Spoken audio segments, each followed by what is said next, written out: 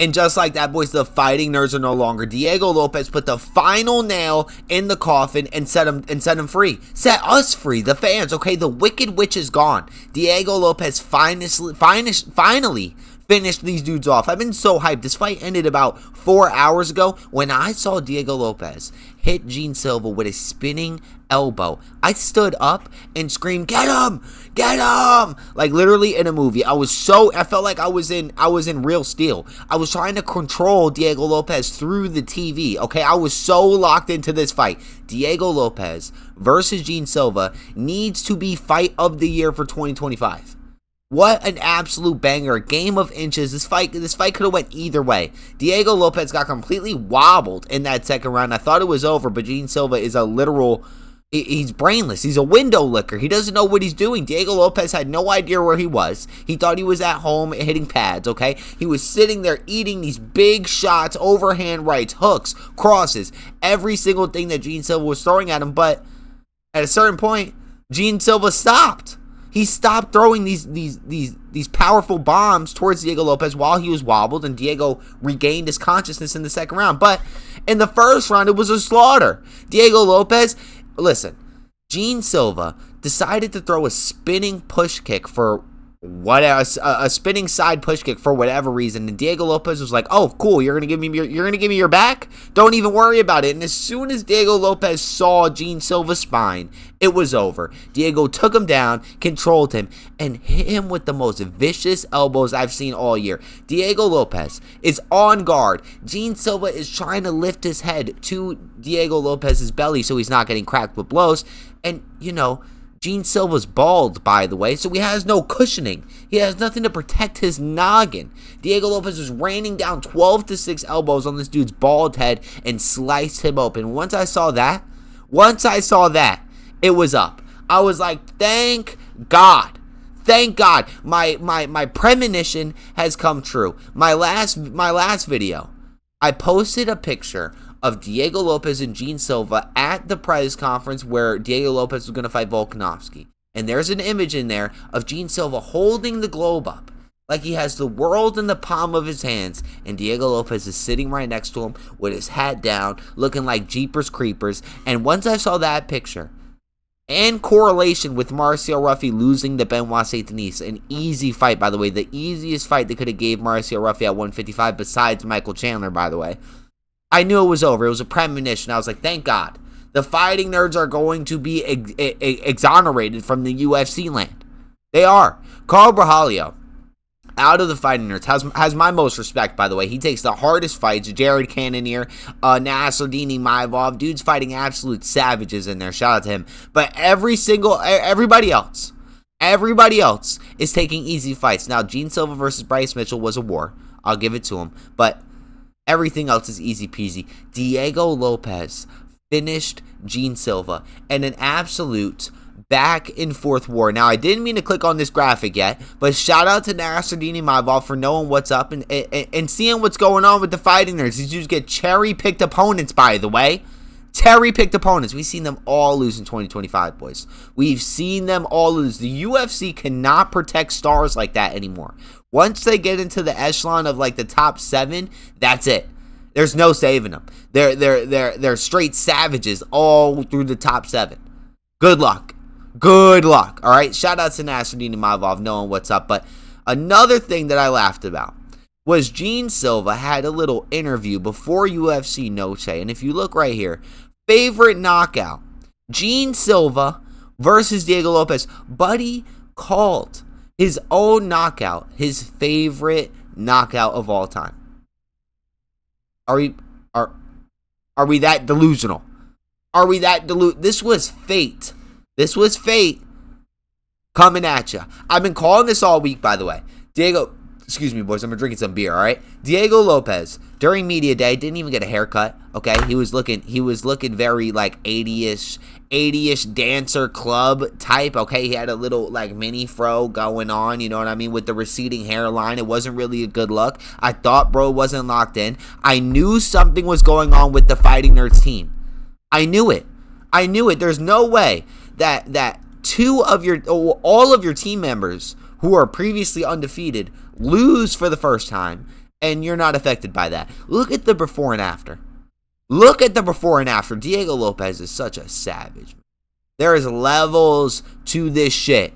Shout out to MMA Guru knowing what's up. There's levels to this, Gene Silva. You cannot bark your way to victory, brother. You cannot. You cannot. And another thing I noticed was, after Gene Silva did his walkout, he didn't hang on the octagon and do his little barking thing. He didn't do that. Maybe that also cemented the loss right there. Maybe that also cemented the loss. And this is footage of bro afterwards. After the loss, you know, I'm going to humanize him here, and like, I get it. A lot of emotions. You went out there in front of a packed house. You thought you had this in the bag. I've just realized that the volume's on. You thought you had this in the bag. You know what I mean? And obviously you didn't, and you were talking a big game all week. But like everybody's been saying on Twitter, brother, less talky, more trainy. Figure it out. You know what I mean? Gene Silva. No amount of barking is going to save you in the octagon against somebody like Deigo Lopes. Absolutely not. Now, Deigo Lopes, after the fight, said that he was going to wait. He said, I'll get another fight, which is more than likely going to be Mozavar. Nobody else in the top echelon of 145. Let's look at the top echelon of 145. Nobody in the top echelon of 145, right, is going to get this fight against Deigo Lopes, right? It's not going to be Yair. Well, maybe. It might be Yair, boys. Hey, we might be Yair. They might just look over Mozavar Evloev again. You know, Mozavar Evloev pulled out of that fight against Aaron Pico. That was supposed to cement him as the number one contender, but Lerone Murphy stepped in, did his thing, and now he is going to be fighting Volkanovski in December. But Deigo Lopes needs a dancing partner. He does, brother. And I need to see Arnold Allen back in the division, man. I'm missing Arnold Allen. I know he's recovering from an injury, but bring Arnold back. The last fight he had was against Mozavar, no? No, against Giga Chiziki in 2020, literally more than a year ago. July of 2024, by the way. Oh, you guys can't even see that. But July of 2024, by the way. All right? Now, Deigo Lopes, the two fights that I would love to see for Deigo Lopes right now, honestly, Mozavar, right, because they fought before, Mozavar got the better of him, or Yair Rodriguez, because you guys got some bad blood going on in there. You guys got some serious bad blood going on in that 145 division. Apparently, somebody's teammate beat up another person's teammate, and it's on site between the Yair team and the Deigo Lopes team. That also happened at Volkanovski versus Deigo Lopes. But, boys, I was telling you guys for a long time that the fighting nerds are going down. That was one of my first videos ever on YouTube. Was the fighting nerds will be facing their defeat. They will be. Them, Bo Nickel, and Gable Stevenson were the three fighters. Well, yeah, I guess the three groups of fighters if you count the fighting, because there's 4 fighting nerds. But those were the fighters that I decided to put out the hits on, the E-Rock little curse, and it's been working good. It's been working good. Gable Stevenson somehow squeezed past at the LFA this weekend, but we're getting them soon, boys. Only the E-Rock curse is unescapable. Fighting nerds down, brother. The fighting nerds are down, brother. Now, for Gene Silva, right? Who Gene Silva should fight next? Kevin Vallejos. Kevin Vallejos. Now you're wondering, E-Rock, who is Kevin Vallejos? You, sir, do not know ball, because Kevin Vallejos is the dude who took Gene Silva to a decision. Of course, it is not on the UFC website, because the UFC website is so mid. It's definitely on Tapology. But Kevin Vallejos took him to a decision on the Contender Series. Obviously, Kevin lost that decision on the Contender Series, but he's still the first dude to take him to a decision. Kevin's been on a nice little run in the UFC. Let's look him up real quick, but I'm pretty sure he's on a 2, maybe 3 fight winning streak. Kevin the search bar doesn't even work on this thing, bro. It's Kevin Vallejos. Let's see where bro's at. I'm going to recommend Kevin Vallejos needs to fight Gene Silva next. Yeah, 16-1. His only loss is the Gene Silva fight. He's coming off of 2 back-to-back wins. 1 first-round knockout over Yo Sung Choi, right? Soo Woo Choi. Okay, he's a blood, I guess. You know what's going on over there. And Danny Silva. He took Danny Silva to a decision. But it was too much of a jump in competition for Gene Silva right there, boys. Feed him to Kevin Vallejos. Feed him to Kevin Vallejos. All right, boys, I'm happy. We've seen the fighting nerds finally take their L. That's it. It's over, boys, all right? Next weekend, we have Carlos Solberg versus Dominic Reyes. I'm a little excited to get into that. But UFC Noche, That was a banger. Normally I do the recaps of the whole card, boys. Listen, this is just like, if you're tapped into the channel, I'm speaking to you right now. You know what I mean? Normally I do the recaps for the whole card. I honestly should, because what an absolute banger card, boys. You know what? We'll do it right now. What an absolute banger card for a Rob Font versus David Martinez in the co-main event. Rob Font, man. I'm gonna be honest with you. I thought Rob Font lost it, and brother, I was right. David Martinez went out there and just put the pressure and the pain on him, got the straight W. Rafa Garcia versus Jared Gordon was one of the most disgusting fights I think I've ever seen in the UFC. It was a complete... I'm going to be honest with you. It broke my heart. It was like third... Like, you know when you're watching The Office and the people in the office are talking to the cameraman, you know what I mean? And it's like, it breaks like immersion. This fight broke the immersion for me, because I had Jared Gordon winning this absolutely hands down. I thought he had this in the bag no matter what Rafa Garcia had in store for him, and that was just not the case, man. That was just not the case. Absolute domination from Rafa Garcia here. Completely deserved the W. It was a war, though. Jared Gordon still got it. Don't think it's not what it is, boys. Jared Gordon can still run some fades. Now, Kevin Gastelum versus Dustin. I told you guys in my locks of the week, right? I said Kevin Gastelum versus Dustin is going to a decision. There's no way around it. There's no way around it, okay? Nobody's getting a finish here. And I told you guys to take Dustin via decision. Dustin lost. And I'm not gonna, it wasn't a robbery. You look at these stats, right? My boy Kelvin had less total strikes than him. My boy over here, Danny, or whatever his name is, Dustin, had a takedown. He was doing his thing. He had more significant strikes, but Kevin Gastelum, man, is just something different, boys. The fridge is literally unclosable, unstoppable force. The unstoppable force meets the unmovable object, but my boy right here was not the unmovable object. He was getting pieced up. He got bled. He got split open multiple times during this fight.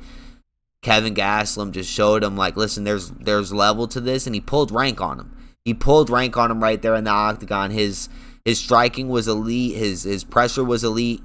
Kevin Gastelum just can never make weight, boys. Bro missed weight by like 5 pounds yet again. Hopefully the UFC doesn't cut him, because you already know he's a legend. My boy's a legend just for that Israel Adesanya fight. He cemented, okay, boys?